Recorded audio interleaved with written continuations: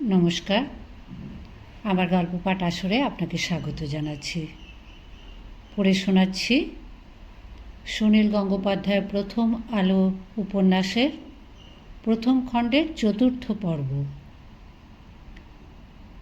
গায়ক বাজনাদাররা ঘুমে ঢুলে পড়েছেন, শ্রোতা আছেন জেগে। এসরাজি আর তবলিয়ারা ক্লান্ত, কিন্তু শ্রোতাটির ক্লান্তি নেই। রাত্রি ভোর হয়ে এসেছে, পূব দিগন্ত রাঙা। ছোট ছোট পাখিরা বেঁচে আছি রবে বিস্ময়ের কিচিরমিচির শুরু করেছে। মহারাজ বীরচন্দ্র বলে উঠলেন, এ কি খাসা, লয় খামতি হচ্ছে কেন? ওস্তাদ নিসার হোসেন বীণা যন্ত্রটি মেঝেতে নামিয়ে রেখে সেলাম জানিয়ে বললেন, মাফি মাংছি মহারাজ, আগ বুঝে আসছে আমার। মহারাজ বীরচন্দ্রের অসাধারণ জীবনী শক্তি। টানা ২-৩ দিন ও রাত একটুও না ঘুমিয়ে তিনি তাজা থাকতে পারেন। গান বাজনা শোনার নেশা যখন তার জাগে, তখন একটানা সুর চলতেই থাকবে। ওস্তাদদের তিনি থামতে দিতে চান না। শেষ পর্যন্ত তারা হার মেনে যান। বীরচন্দ্রের এই জেগে থাকার ক্ষমতার একটি কারণ, তিনি মদ্যপান করেন না। সঙ্গীত শিল্পীদের প্রায় সকলেরই পান অভ্যেস আছে। সঙ্গীতের আসরে স্বয়ং মহারাজ হাতে গেলাস ধরেন না বলে অন্য কেউ তাঁর সামনে সুরাপান করতে সাহস পান না, কিন্তু সবাই মাঝে মাঝে উঠে গিয়ে আড়ালে কয়েক চুমুক দিয়ে আসেন। ক্রমে চুমুক ঘন ঘন হয় ও মাত্রা বাড়ে। মহারাজ তা বুঝেও না জানার ভান করেন, হাসেন মিটিমিটি। ওস্তাদের নেশা যত গাঢ় হয়, তিনি তাদের বেশি তারিফ করে আরও গাইতে বা বাজাতে বলেন। সুরার নেশায় প্রথম দিকে চাঙ্গা হয় সবাই, কয়েক ঘন্টা পরে শিথিল হয়ে আসে স্নায়ু। মহারাজের নেশা ধূমপান। তিনি যখন যেদিকে মুখ ফেরান, হুঁকোবর্দার তৎক্ষণাৎ সেই দিকে নলটি বাড়িয়ে দেয়। তামাকের ধোঁয়ায় তার চোখ থেকে ঘুম পালিয়ে যায়। প্রভাতের রাগ রাগানি আর শোনা হলো না। শিল্পীরা সবাই ঢলে পড়েছে। বীরচন্দ্র মজলিস কক্ষ থেকে বাইরে বেরিয়ে এলেন। পূর্ব দিকের অলিন্দে দাঁড়িয়ে প্রণাম করলেন জবা কুসুম সংকাশ সূর্যকে। মন্ত্র উচ্চারণ করলেন না। গুনগুনিয়ে একটা গান ধরলেন ভৈরবী রাগিণীতে। তিনি সারা রাত জেগে আছেন। রাজপ্রাসাদে মহারানী ভানুমতীও জেগেছিলেন তাঁর অপেক্ষায়। সে কথা মনে পড়তেই বীরচন্দ্রের গান থেমে গেল। তিনি অলিন্দের রেলিং ধরে ঝুঁকে রক্ষীদের উদ্দেশ্যে বললেন, ওরে কে আছিস, দেউড়ি বন্ধ করে রাখবি, কেউ যেন ভেতরে না আসে। আজ সারাদিন আমার সঙ্গে কারুর দেখা হবে না। বীরচন্দ্র জানেন তেজস্বিনী ভানুমতী নীরবে সহ্য করবেন না। একটু পর থেকে ঘন ঘন দূত পাঠাবেন। এ রাজ্যে একমাত্র রানী ভানুমতী এত্তেলা দিতে পারেন মহারাজকে। প্রাসাদ থেকে খানিকটা দূরে এই বাগান বাড়িটি মহারাজের বিশেষ প্রিয়। মাঝে মাঝে দরবারে না গিয়েও তিনি দিনের পর দিন এখানে কাটান। গান বাজনা শোনা, ছবি আঁকা, ফটোগ্রাফি পরিস্ফুটন এবং নিজের লেখালেখির কাজ সবই এ বাড়িতে। যখন তিনি নিজের কোনো শখে নিমগ্ন থাকেন, তখন ২-৩ জন ঘনিষ্ঠ বয়স্য মাত্র থাকে তার কাছাকাছি। এছাড়া শত জরুরি কাজ থাকলেও কেউ তার সঙ্গে সে সময় দেখা করতে পারেন না। লোকের মুখে মুখে এই বাগান বাড়িটির নাম মানাঘর। এই নামকরণের অবশ্য আরেকটি কারণও আছে। দোতলার কয়েকখানি ঘরে যে কত রকম জিনিস ছড়িয়ে আছে তার ইয়ত্তা নেই। সাজিয়ে গুছিয়ে রাখা যায় না, কারণ কোনো জিনিসেই মহারাজ অন্য কারুকে হাত দিতে দেন না। একটি ঘরে রয়েছে গান বাজনার যন্ত্রপাতি, রূপোর বায়া তবলা, সোনার কাজ করা পাখওয়াজ। আলমারিতে প্রচুর কাচের গেলাসের সঙ্গে সোনার উপর প্লেট। এক দেওয়ালের পাশে একটি টেলিস্কোপ। অন্য একটি ঘরের দেওয়ালে নানা রকম বন্দুক ও তলোয়ার। একটি সম্পূর্ণ হাতির দাঁতের চেয়ার। একটা পুরনো মেহগনির টেবিলের ওপর রাখা একটি সদ্য নতুন মাইক্রোস্কোপ। মেঝেতে ছড়ানো কয়েকটি অপেরা গ্লাস। দামি দামি কার্পেট এখানে সেখানে গুটিয়ে রাখা। বারান্দায় পড়ে আছে একটি পিয়ানো। কয়েকটি ঝাড় লণ্ঠন খুলে একদিন পরিষ্কার করা হয়েছিল, আর ওপরে লাগানো হয়নি। কোথাও ইজেলে একটা ক্যানভাস চড়ানো, তার তলায় প্রচুর রঙের কৌটো। একটা নড়বড়ে টুলের ওপর বসানো আছে একটি অত্যাধুনিক সুইস ঘড়ি। এই মানাঘরের পেছন দিকে ঘন অরণ্য। পাখিদের জীবনযাত্রা শুরু হয়ে গেছে পুরোপুরি। কয়েকটা ধূসর রঙের খরগোশ জঙ্গল থেকে বেরিয়ে এদিকে চলে আসে। একদিন সকালে চিত্রল হরিণের পালও দেখা যায়। বীরচন্দ্র কিছুক্ষণ চুপ করে চেয়ে রইলেন জঙ্গলের দিকে। তিনি গাছপালার শোভা দেখছেন না, বিশেষ কিছুই দেখছেন না, চেয়ে আছেন শুধু। কাল রাতে যারা ভোজ খেতে এসেছিল এখন তারা ফিরতে শুরু করেছে। বিভিন্ন দল যাবে বিভিন্ন দিকে। কোনো দলের দু একজনকে খুঁজে পাওয়া যাচ্ছে না। এক জায়গায় শুরু হয়েছে কোলাহল, কিন্তু সেই সব আওয়াজ এই বাগানবাড়ি পর্যন্ত পৌঁছয় না। বীরচন্দ্র এক জায়গায় ঠায় দাঁড়িয়ে রইলেন প্রায় আধ ঘন্টা। তারপর দুহাত তুলে আড়মোড়া ভেঙে বললেন, আহ! ঠিক যেন প্রতিধ্বনির মতন একটু দূরে সেই রকম আহ শব্দ শোনা গেল। বীরচন্দ্র চমকিত হয়ে ঘুরে দাঁড়ালেন। বারান্দার এক কোণে আপাদমস্তক চাদর মুড়ি দিয়ে শুয়েছিল এক ব্যক্তি। এতক্ষণ মনে হচ্ছিল একটা কাপড়ের পুঁটুলি। সেই লোকটিও উঠে বসে আলস্য কাটাচ্ছে। হাড় পাঁজরা সর্বস্ব, লম্বা সিরিঙ্গে চেহারা, খাড়া নাক, মাথায় কোঁকড়া বাবরি চুল। এই লোকটির নাম পঞ্চানন্দ। সে হাত তুলে মুখের সামনে তুড়ি দিতে দিতে বলল, হরি হে দীন বন্ধু, পার করো এই ভব সিন্ধু। পঞ্চানন্দকে বারান্দায় এমনভাবে রাত্রি যাপন করতে দেখে মহারাজ বিস্মিত হলেন না। পঞ্চানন্দের পক্ষে সবই সম্ভব। রাত্রিবেলা গানের আসরে তাকে দেখা গিয়েছিল বটে, কিন্তু বেশিক্ষণ এক জায়গায় বসে থাকার ধৈর্য তার নেই। নেশার পরিমাণটি তার কিঞ্চিত বেশি হয়েছিল মনে হয়। শুধু জলপথেই নয়, স্থলপথেও নানা নেশায় সে আসক্ত। পঞ্চানন্দের ব্যবহার অনেকের কাছেই বেয়াদপি মনে হতে পারে, কিন্তু এই লোকটির প্রতি মহারাজের বেশ প্রশ্রয়ের ভাব আছে। সাধারণ পাঁচপেচি ধরনের গেরস্থ মানুষদের তুলনায় বিচিত্র প্রকৃতির ব্যক্তি মহারাজকে আকর্ষণ করে বেশি। মহারাজ সহাস্যে বলেন, কি হে, ভবসিন্ধু পার হওয়ার জন্য এত ব্যস্ততা কিসের? তড়াক করে লাফ দিয়ে উঠে দাঁড়িয়ে পঞ্চানন্দ মহারাজের প্রতি কুর্নিশের ভঙ্গি করে বলল, ব্যস্ত হব না? ভবসিন্ধুর ওপারেই তো স্বর্গ। সেখানে অপ্সরা কিন্নরীরা ফুরফুরিয়ে ঘুরে বেড়াচ্ছে, মিনিমাগ্নের সোমরস। খালি খাও দাও আর ফুর্তি করো। শুধু মুধু আর এখানে পড়ে থেকে কী লাভ? মহারাজ বলেন, এখানেও তোমার ওসব ফুর্তির খুব অভাব হয় বলে তো শুনিনি। মুখ বিকৃত করে পঞ্চানন্দ বলল, মধুর অভাবে গুড়। বুঝলেন মহারাজ, এখানে সব এখো গুড়। মহারাজ বলেন, গুড়ের কথা জানি না, শুনতে পাই তুমি ঋণ করে প্রচুর ঘি খাচ্ছ। সঙ্গে সঙ্গে মুখের রেখা বদলে গেল। এবারে পঞ্চানন্দ এক গাল হেসে বলল, ঋণ করা টাকায় ঘি খাওয়ার স্বাদই আলাদা। সে সুখ আপনি কখনো পাবেন না মহারাজ। মহারাজ বললেন, আমার এ রাজ্যে ঋণ করলে কিন্তু শোধ দিতে হয়, নইলে যদি বিপদে পড়ো আমি বাঁচাতে যাব না। পঞ্চানন্দ বলল, বাক্যে আর গায়ের চাকা বদলাতে পারে? গোটা জীবনটাই আমার চলছে বাটপাড়ি করে, দিব্যি চলেও যাচ্ছে। পঞ্চানন্দ খাঁটি কলকাতার মানুষ। বছর কয়েক আগে হঠাৎ ত্রিপুরা এসে উপস্থিত। কেউ তাকে আমন্ত্রণ করেনি, তবু সে এখানে দিব্যি মৌরসী পাট্টা গেঁড়ে বসেছে। রাজদরবারেও প্রবেশ অধিকার পেয়েছে।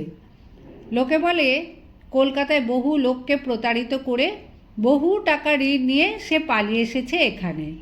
স্বাধীন ত্রিপুরায় ব্রিটিশ আইন খাটে না, তার মহাজনরা এখানে টাকা উদ্ধার করতে পারবে না। পঞ্চানন্দের সঙ্গে একটি সুন্দরী স্ত্রীলোকও আছে। অনেকের মতে সে একজন পরস্ত্রী। তাকে নিয়ে এখানে ভেগে এসে সেই ইংরেজের আইন ফাঁকি দিয়েছে। মহারাজ বীরচন্দ্র অবশ্য এসব নিয়ে মাথা ঘামান না। লোকটির বুদ্ধির প্রাচুর্য আছে, কথাবার্তা চিত্তাকর্ষক, সেই জন্যই মহারাজ পঞ্চানন্দকে পছন্দ করেন। কিছু কিছু রাজকার্যেও তার পরামর্শ কাজে লাগে। পঞ্চানন্দ জিজ্ঞেস করল, মহারাজের চা পান হয়ে গেছে? হে, বড় দেরি হয়ে গেল। বীরচন্দ্র বলেন, আমার হয়ে গেলেও ক্ষতি কি? তুমি চাইলে কি আবার দেবে না? সব ভৃত্যরাই তো দেখি তোমার খুব বশ। পঞ্চানন্দ বলল, সেই চা আর আপনার চা, আপনার দাসদাসীদের কারসাজি জানেন না? আপনার জন্য অতি উত্তম দামি চা, আর আমরা চাইলে অতি নিরেশ কালীকুষ্টি ট্যাস ট্যাসে চা।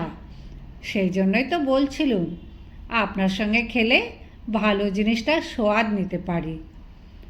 মহারাজ বললেন, পলিটিক্যাল এজেন্ট সাহেবের সাকরেত উমাকান্তবাবু যে আমার প্যালেসের চায়ের খুব সুখ্যাত করেন। পঞ্চানন্দ চোখ মুখ ঘুরিয়ে যাত্রা দলের সঙ্গের ভঙ্গিতে বলল, কিসের সঙ্গে কিসের তুলনা দিলেন মহারাজ? চাঁদে আর গোদাবাদরের পোঁদে? উমাবাবু যে মইয়ে চড়ছেন, তাকে তো এখন মুখ মিষ্টি থাকতেই হবে। সেই কলসিটির কথা শোনেননি, যার ভেতরে বিষ, কানার কাছে পায়েস মাখানো? মহারাজ বললেন, তা শুনেছি, কিন্তু মইয়ে চড়ছেন মানে কি? পঞ্চানন্দ বলল, সোশ্যাল ল্যাডার ক্লাইম্ব করছেন। এই আমি বলে রাখলুম, পাঁচু মিত্তিরের কথা মনে রাখবেন। ওই পেট মোটা উমাকান্ত একদিন আপনার ঘাড়ে চাপবে। মহারাজ একটুক্ষণের জন্য অন্যমনস্ক হয়ে গোঁফে তা দিতে লাগলেন। ইংরেজ সরকারের পলিটিক্যাল এজেন্ট এবং তার দেশীয় সহকারী উমাকান্ত কিছুদিন যাবৎ জ্বালাতন শুরু করেছেন নানা ছুতোয়। স্বাধীন ত্রিপুরায় অধিপতি হিসেবে তিনি ইংরেজ সরকারের নির্দেশ মানতে বাধ্য নন, আবার ইংরেজদের সঙ্গে শত্রুতাও করা চলে না। তাহলে তাঁর অবস্থাও অধের নবাব ওয়াজির আলী শাহের মতন হয়ে যেতে কতক্ষণ? গায়ের জোরে ইংরেজরা যা ইচ্ছে তাই করতে পারে। যাক, সকালবেলাতেই এসব কটু কথা চিন্তা করে লাভ নেই। মহারাজ ভৃত্যদের উদ্দেশ্যে হাঁক দিয়ে চায়ের কথা বলে দিলেন। তারপর ভেতরের একটি ঘরে ঢুকে বসলেন মহার্ঘ হাতির দাঁতের কেদারাটিতে। পঞ্চানন্দ হাঁটু গেড়ে বসল মেঝেতে জাজিমের ওপর। মহারাজ জিজ্ঞেস করলেন, উমাকান্তের ওপর তোমার খুবই রাগ দেখছি। কলকাতায় তোমার প্রতিবেশী ছিল নাকি? পঞ্চানন্দ বলল, না না, আমি অনেক দিন কলকাতা ছাড়া, মাঝখানে বেশ কয়েক বছর কাটিয়েছি ফরাসডাঙ্গায়। আসল কথা জানেন কি মহারাজ, ইংরেজদের তবু সহ্য করা যায়, কিন্তু ইংরেজের তল্পিদার কিছু কিছু দিশি বাবুদের ঢলানেপনা অসহ্য। ওদের চাটুকারিতার শেষ নেই। ইংরেজদের পক্ষে ওকালতি করে ওরা স্বদেশীয় একটা রাজ্যের ক্ষতি করতে চায় কোন আক্কেলে? মহারাজ বলেন, কিছু মনে করো না পঞ্চানন্দ, আমার আদিবাসী প্রজাদের মধ্যে যতটা আত্মসম্মান জ্ঞান আছে, তোমাদের অনেক বাঙালি বাবুদের তা নেই। কুকি লুসাই ত্রিপুরা জাতের লোকেরা সাহেব দেখলেও মাথা নিচু করে না, কিন্তু বাঙালি বাবুরা ঘাড় হেঁট করে হাত কচলায় আর হ্যাঁ হ্যাঁ করে। পঞ্চানন্দ বলল, তা যথার্থ বলেছেন, তবে ব্যতিক্রম আছে। মহারাজ বলেন, ব্যতিক্রম আছে বই কি, যেমন আমার সচিব ঘোষ মশাই। পঞ্চানন্দ নিজের বুক চাপড়ে বলল, আর একটি ব্যতিক্রম, এই আমি এই বেটা লাল মুখো টুপিওয়ালাকেও সোনা বলে পেতল বেচে চুপকি দিয়েছি। মহারাজ বললেন, তুমি খুশি হবে শুনে যে একদিন উমাকান্ত বেশ জব্দ হয়েছে। দরবারে আমার সঙ্গে সাক্ষাৎ করতে চেয়েছিল। আমার সেক্রেটারি বলল, ঠিক আছে আসতে পারো, কিন্তু খালি পায়ে আসতে হবে। প্রথমে তো সে হ্যাটম্যাট করে উঠল, বলল, আমি ইংরেজ সরকারের কর্মচারী, পলিটিক্যাল এজেন্টের প্রতিনিধি, আমি যাব খালি পায়ে?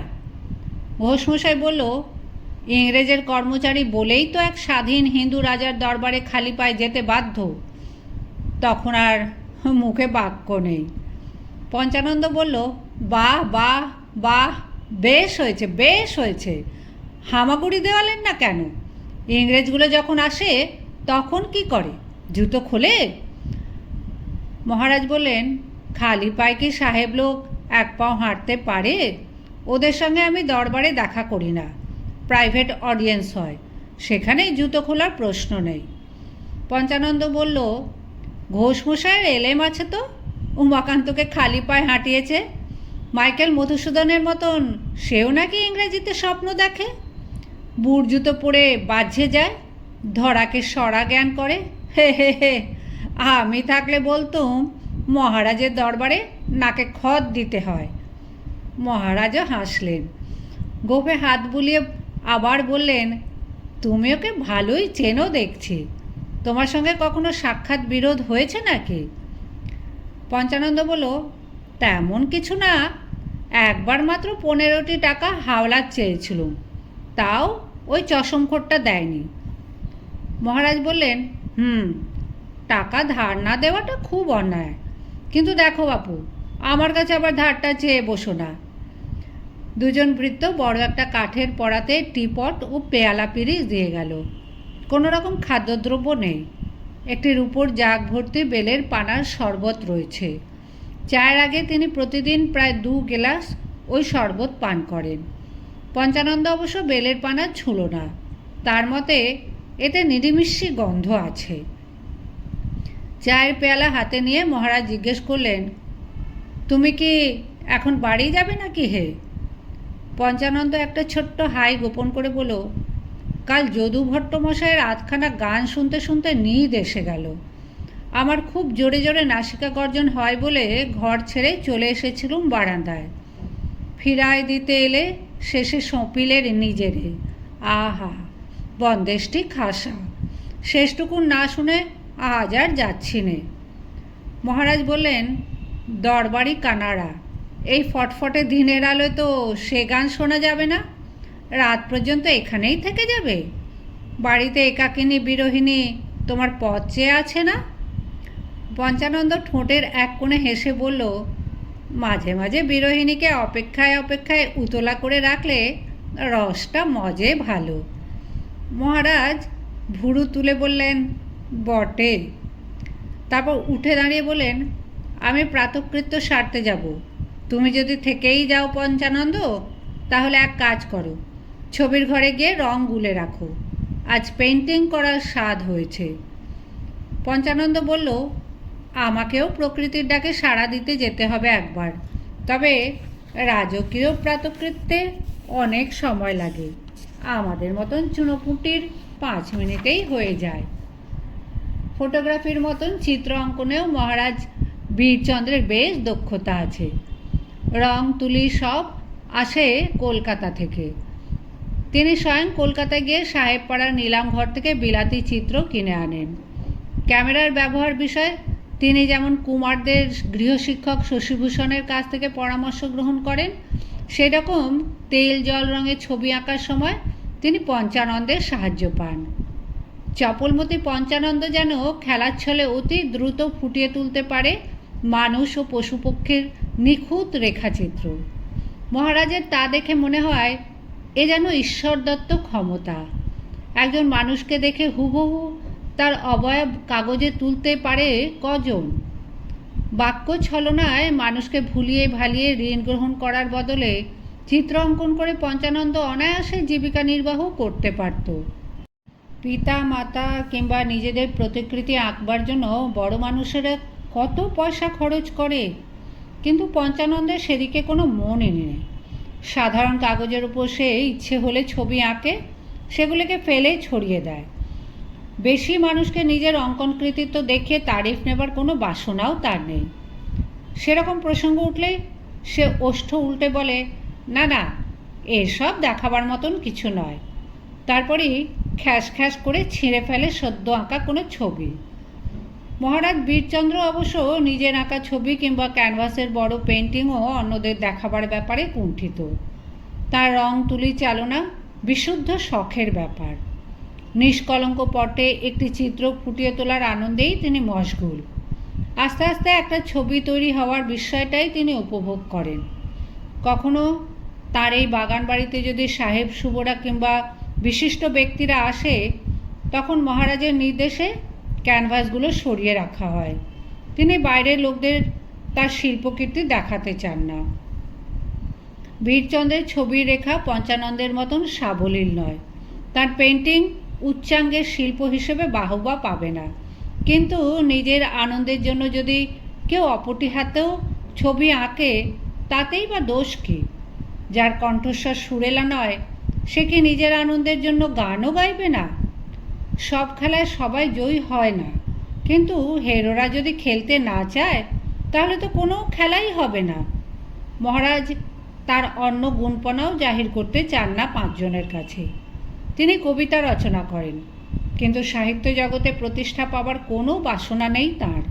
শুধু ঘনিষ্ঠ 2-5 জন সেই কবিতা পাঠ করে। তার কণ্ঠস্বর প্রকৃতির গায়কের মতন, কিন্তু অন্তরঙ্গদের কাছেও তিনি 2-1 পদ গান গেয়ে থেমে যান। একমাত্র মহারানী ভানুমতিকে তার কক্ষে নিভৃতে কখনো সখনো পুরো গান শুনিয়েছেন। স্নান সেরে ছবির ঘরে এসে বীরচন্দ্র দেখলেন পঞ্চানন্দ অনেক প্রকার রং তৈরি করে রেখেছে। ক্যানভাসে অসমাপ্ত একটি ছবি। প্রায় মাসখানেক আগে মহারাজ এই ছবিটি প্রায় শেষ করে এনেছিলেন। তারপর ব্যস্ত হয়ে পড়েন অন্য কাজে। একটি ল্যান্ডস্কেপ, এই বাড়ির পেছন দিকের জঙ্গলের দৃশ্য। পঞ্চানন্দ একটি তুলি হাতে নিয়ে সেই ছবির দিকে এক দৃষ্টিতে চেয়ে আছে, যেন সে এখনই এক পোঁচ রং দেবে। মহারাজ একটা কৃত্রিম হুঙ্কার দিয়ে বলেন, ওহে, তুমি আমার ছবির ওপর খোদকারি করছো নাকি? পঞ্চানন্দ পেছন ফিরে জিভ কেটে বলল, সে কি মহারাজ, আমার 14 পুরুষে কেউ এমন বেয়াদপি করেনি। খোদার ওপরে খোদকারি করব? আমার সাধ্য কি? তবে ইচ্ছে একটু হয়েছিল, তা ঠিকই। মহারাজ প্রশ্ন করলেন, কি ইচ্ছে হয়েছিল? পঞ্চানন্দ বলল, থাক, সে এমন কিছু না। এই চিত্রখানা কেমন হয়েছে ঠিক করে বলো তো। ভয় বলবো না নির্ভয় বলবো? তুমি আবার মনের কথা বলতে ভয় পাও কবে? এটা একটা কথার লব্জ। রাজা মহারাজাদের সামনে এমন বলতে হয়, রূপকথায় পড়েছি। তাহলে আপনি আমাকে অভয় দিচ্ছেন? বিলক্ষণ, মন খোলসা করে বলো। মহারাজ, মহাকবি কালিদাসের নাম শুনেছেন? তা শুনবো না? তুমি আমাকে এমন গণ্ডমূর্খ ভাবো? আগে না, আপনি সুপণ্ডিত। কালিদাসের অভিজ্ঞান শকুন্তলম নামে একটি দৃশ্যনাট্য আছে, পড়েছেন নিশ্চয়ই? তা পড়িনি, আমি সংস্কৃত জানি না। আপনাকে জানতে হবে কেন? রাজাদের সহস্র কান, সহস্র বাহু।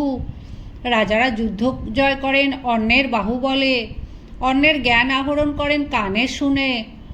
আপনার দরবারে নবরত্ন সভা সাজিয়ে রেখেছেন। বেতনভোগী সংস্কৃতজ্ঞ পণ্ডিত নেই? তারা আপনাকে শোনায়নি? মোলজা, জিজ্ঞেস করছি ছবির কথা, তুমি টেনে আনলে সংস্কৃত টমস্কৃত। বলছি এই জন্য যে ভূভারতে আপনি প্রথম নৃপতি নন যিনি ছবি আঁকেন। রাজা দুষ্যন্তও ছবি আঁকতেন। শকুন্তলার আলেখ্য এঁকে সেদিকে মুগ্ধ দৃষ্টিতে তাকিয়ে থাকতেন। দুষ্যন্তের ছবির জ্ঞান তেমন ভালো ছিল না। রাজা দুষ্যন্তের ছবি সম্পর্কে কালিদাস যে সমালোচনা করেছিলেন, আমিও সে কথাই বলতে চাই। অর্থাৎ ছবিতে বড় বেশি বেশি জিনিস এসে গেছে। এত গাছ কেন? একটুও ফাঁক নেই। মাঝখানে যে হরিণটাকে এঁকেছেন, গাদাগাদি গাছের চাপে সে বেচারা যেন দমবন্ধ অবস্থা। ছবিতে শুধু বিষয় আঁকলেই চলে না, ছবিতে শূন্যতারও বিশেষ মূল্য আছে। পেছনের বারান্দায় গিয়ে দেখো গে, জঙ্গলটা এরকমই দেখায়। ছবি আঁকার সময় শুধু খালি চোখে দেখলেই চলে না, মনশ্চক্ষেও দেখতে হয়। জঙ্গল তো অনেকখানি। মন ঠিক ছবির উপযোগী স্থানটি বেছে নেয়। আর একটা ব্যাপার দেখুন মহারাজ, ক্যানভাসের একেবারে ডান দিকে আপনি একটি শিমুল বৃক্ষ এঁকেছেন, তাতে উজ্জ্বল লাল ফুল। ছবিতে আর কোথাও লাল রং নেই। ছবির এক কোণে এরকম গাঢ় রং দিলে সেদিকেই চোখ টেনে নেয়, পুরো ছবিটা মার খায়। বিশেষত লাল রং অতি বিশ্বাসঘাতক। আপনি নিজে দেখুন, প্রথমেই আপনার দৃষ্টি ওই ডান দিকে চলে যাচ্ছে কিনা। তা ঠিক। এবার বলো তো, হাতে তুলে নিয়ে তুমি কি চিন্তা করছিলে? শীঘ্র বলো, নচেৎ তোমার গর্দান যাবে। আমার ইচ্ছা করছিল মহারাজ, সত্তর এই লাল ফুলগুলি মুছে দিই। একবার লাল রং দিয়ে আঁকা হয়ে গেলে তা কি আর মোছা যায়? কেন যাবে না? সেই জন্যই তো সাদা রং গুলেছি। একেবারে না মুছে অস্পষ্টও করে দেওয়া যায়। পঞ্চানন্দ, তুমি তো পাখোয়ার চাঁটাও আর তবলা পেটাও। তুমি ছবি সম্পর্কে এত সব কোথা থেকে শিখলে বলো তো? কোনো সাহেবের কাছে পাঠ নিয়েছিলে? কসমিন কালেও না। কোনো ছবি আমার চক্ষুকে পীড়া দেয়, কোনো কোনো ছবিতে শুধু চক্ষু নয়, মনেরও আরাম হয়। সেইভাবে আমি ছবির ভালো মন্দ বুঝি। বীরচন্দ্র এবার সাদা রঙের পাত্রে তুলি ডুবিয়ে বলেন, সকলের চক্ষু একরকম হয় না, আরও কিছু আছে। তুমি খোলসা করে বলছো না। আমি এই ছবিটা সংশোধন করছি, তুমি দেখো তো। কিছুক্ষণ মহারাজ ছবিটি নিয়ে কাজ করলেন, কিন্তু ঠিক তৃপ্তি পাচ্ছে না। ঠিক যেন মগ্নতা আসছে না। মন চঞ্চল হয়ে আছে। একেবারে মগ্ন না হতে পারলে সুকুমার শিল্প প্রার্থিত রূপ পায় না। তুলি বোলাতে বোলাতে বীরচন্দ্র জিজ্ঞেস করলেন, পঞ্চানন্দ, তুমি আমার বড় ছেলে রাধাকে ঘনিষ্ঠভাবে চিনেছ? পঞ্চানন্দ বলল, যুবরাজ রাধাকিশোর অবশ্যই চিনি। তিনি অনেক গুণে গুণী। মহারাজ, আপনি যজ্ঞপুত্রকেই যুবরাজ পদে বরণ করেছেন। মহারাজ বলেন, আমার মন রাখা কথা শুনতে চাইনি, তোমার সঠিক বিচার বলো। পঞ্চানন্দ বলল, মহারাজ, আপনি আপনার সন্তানদের কতখানি চেনেন? রাজা রাজারা নিজের সন্তানদের সঙ্গে সময় কাটান না। বাৎসল্যের মতন দুর্বলতা বোধ হয় তাদের থাকতে নেই। যুবরাজ রাজকিশোর লাজুক প্রকৃতির, একা একা থাকতে ভালোবাসেন। তার বিশেষ বন্ধু নেই, কিন্তু আমি কথা বলে দেখেছি তার চরিত্রের গভীরতা আছে। তিনি নিজে নিজে অনেক পড়াশুনোও করেছেন। মহারাজ বলেন, আর কুমার সমরেন্দ্র সম্পর্কে তোমার কি মনে হয়? পঞ্চানন্দ বলল, রাজকুমারদের নিন্দা করা আমাদের পক্ষে শোভা পায় না। কুমার সমরেন্দ্রচন্দ্রেরও অনেক গুণ আছে নিঃসন্দেহে। বলতে বলতে পঞ্চানন্দ হাস্য সংবরণ করতে পারল না। মহারাজ মুখ ফিরিয়ে জিজ্ঞেস করলেন, হাসলে কেন হে? পঞ্চানন্দ বলল, এই যুবরাজি নিয়ে আপনার অন্দরমহলে এবার একটা দারুণ কোন্দল হবে। কি করে সেটা সামলান আপনি, সেটাই দেখার বিষয়। তুলিটা ফেলে দিয়ে মহারাজও হাসলেন। ক্ষণে ক্ষণে এই মহারানী ভানুমতির মুখখানা তার মনে পড়ছে। অন্দরমহলের একটি কক্ষে প্রকৃত যে কী ঘটছে তা অন্য কেউ ধারণাও করতে পারবে না। অন্য কোনো রানীকে নিয়ে সমস্যা নেই। মহারানী ভানুমতির কাছে গেলেই তিনি রাগ, কান্না, অভিমানে হুলুস্থুলু কাণ্ড করবেন। এমনকি মহারাজকে আঁচড়ে কামড়ে দিতেও দ্বিধা করবে না। এখন অন্তত দিন সাতেক ভানুমতির ধারে কাছে যাওয়া নেই। মহারাজ বললেন, না, এই ছবিটা আর আমার ভালোই লাগছে না। পঞ্চানন্দ বলল, ল্যান্ডস্কেপ আমারও তেমন পছন্দ নয়। মানুষের ছবি আসল ছবি। প্রণয়ের কথা ছাড়া যেমন গান জমে না। মহারাজ সেখান থেকে সরে গিয়ে অন্য একটি ক্যানভাসের সামনে দাঁড়িয়ে বলেন, মানুষের ছবি আঁকা এত শক্ত কেন বলো তো? মুখ তবু আঁকা যায়, কিন্তু ফুল ফিগার দাঁড় করাতে গেলে কিছুতেই সামঞ্জস্য হয় না। সেই ক্যানভাসে একটি অস্পষ্ট নারী মূর্তি রয়েছে।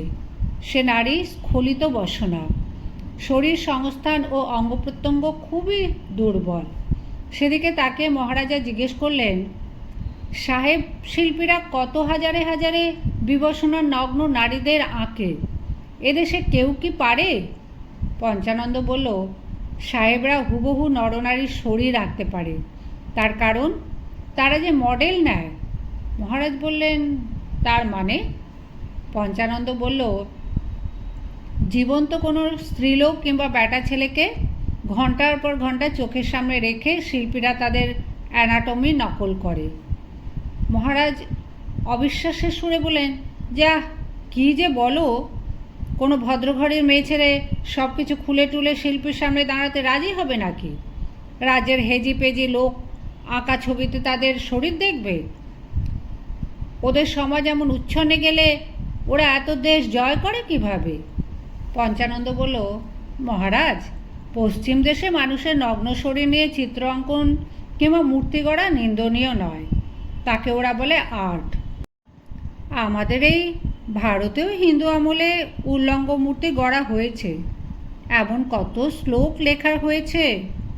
পশ্চিম দেশে মডেল ব্যবহার করার বেশ চল আছে, তাতে সামাজিক বাধা নেই। তবে হ্যাঁ, আপনি যে বললেন ভদ্রঘরের মেয়েদের কথা, সবসময় ভদ্রঘরের মেয়েরা সবটা খোলাখুলি করতে রাজি হয় না, তখন তারা বাজার থেকে মাগি ভাড়া করে আনে। মহারাজ দুচক্ষু বিস্ফারিত করে বললেন, ভাড়া পাওয়া যায়? এমন অদ্ভুত কথা জীবনে শুনিনি। এ কি চড়কের মেলা হাতি ঘোড়া ভাড়া করা নাকি?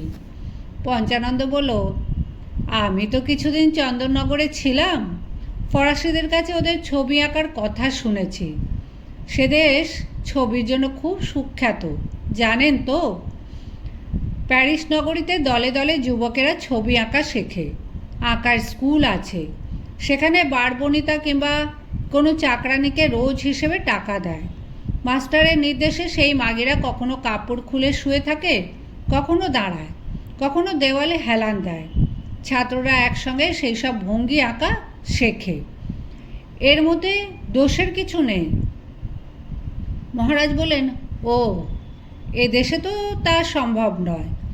পঞ্চানন্দ বলল, কেন সম্ভব নয়? মহারাজ বললেন, আমি কি বাজার থেকে মেয়ে ছেলে ধরে আনবো নাকি? পঞ্চানন্দ বলল, আপনি ধরে আনবেন কেন? আপনার মুখের কথা কিংবা একটু ইঙ্গিতই তো যথেষ্ট। রাজপুরীতে কি দাসী চাকরানির অভাব আছে? মহারাজ, আমি একটি দাসীকে দেখেছি, তার নাম শ্যামা। কি অপূর্ব তার শরীরের গড়ন! নিটোল দুটি বক্ষ যেন কচি বাতাবি লেবু, সিংহিনীর মতন সরু কোমর, তম্বুরার মতন গুরু নিতম্ব। যখন হাঁটে যেন চলহু কামিনী, গজহু গামিনী। তাকে দেখে আমার অনেকবার মনে হয়েছে। মহারাজ ধমক দিয়ে বলেন, চপ! রাজবাড়ির কোনো দাসীর প্রতি যদি তুমি কুদৃষ্টি দাও তাহলে তোমার গর্দান যাবে। ঘরে তোমার রূপসী বামা রয়েছে, তবু তুমি অন্য নারীর প্রতি লোভ করো? তুমি তো বড় মন্দ লোক হে। দুহাত জোর করে ভয় কাঁপার ভান নিয়ে পঞ্চানন্দ বলল, মহারাজ, এই নিয়ে দুবার আপনি আমার গর্দান নেবার কথা বললেন, তবে তো আমার সত্যিই খুব বিপদ। এই গর্দানটা আরও কিছুদিন টিকে রাখার স্বাদ আছে আমার। যদি অনুগ্রহ করেন তো আমি এই মুহূর্তে ত্রিপুরা ছেড়ে চম্পট দিই। তবে আর একটু শুধু বলি, লোভের দৃষ্টির প্রশ্ন তো আসে না, শিল্পীকে হ্যাংলা হতে নেই। আমি বলেছিলাম শ্যামা নামের চাকরিনীটিকে ছবি আঁকার মডেল হিসেবে ভালো ব্যবহার করা যায়। আর মহারাজ, ঘরে অর্ধাঙ্গিনী থাকলেও পুরুষ মানুষ অন্য রমণীর রূপসুধা পান করতে পারবে না, এমন কথা কোনো শাস্ত্রে লেখা আছে কি?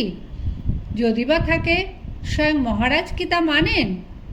মহারাজ এবার হেসে ফেলে বলেন, ওহে বাগীশ্বর, তোমাকে নিয়ে আর পারা যায় না। তারপর হাঁক দিয়ে বলেন, ওরে, কে আছিস? মহাদেবীর খাস দাসী শ্যামাকে এখানে ডেকে আনতো এখনই। শ্যামাকে বিশেষ খোঁজাখুঁজি করতে হলো না। সেই বাগান বাড়ির সামনেই দুজন প্রহরীর সঙ্গে ফোচকেমি করছিল তখন। রাজার আদেশ নিয়ে এলো এক ভৃত্য। সঙ্গে সঙ্গে প্রহরী দুজন তাকে টানতে টানতে ওপরে নিয়ে পৌঁছে দিল ছবি ঘরে। তারপর সে ঘরের দ্বার বন্ধ হয়ে গেল।